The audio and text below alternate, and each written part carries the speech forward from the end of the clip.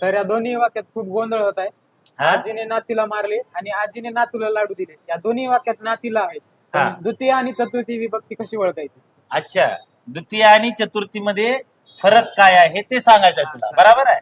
इथं बी नातीला शब्द आलाय आणि इथं पण नातीला शब्द आलेला आहे, बरोबर आहे.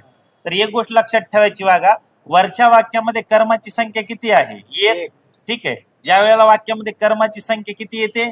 एक. आणि त्याला स ला ना ते लागला, ठीक आहे, त्याला स ला ना ते लागला की डोळे झाकून ही विभक्ती कोणती मानायची? द्वितीय. द्वितीय. कोणती मानायची? द्वितीय. द्वितीय विभक्ती मानायची. मग आता या वाक्यामध्ये इथे कर्म किती आहे बघा, आजीने नातीला मारले, नातीला हे कर्म किती आहे? एकच. एक. आणि त्याला कोणत्या विभक्तीचा प्रत्यय लागलाय? ला. ला.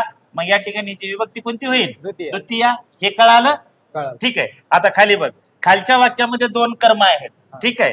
आजीने नातीला लाडू दिला, नातीला एक कर्म आहे आणि लाडू एक कर्म आहे.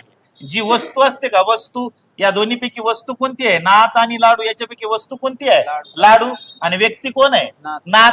तर हे व्यक्ती जे असते का, हे अप्रत्यक्ष कर्म असते. कोणतं कर्म असते? अप्रत्यक्ष कर्म असतं. आणि ज्या वेळेला अप्रत्यक्ष कर्माला स ला ना ते लागेल विभक्तीचा प्रत्यय, त्यावेळेला याची विभक्ती कोणती मानायची? चतुर्थी मानायची. आता कळाला का वागा दोघातला फरक? हो का? नक्की.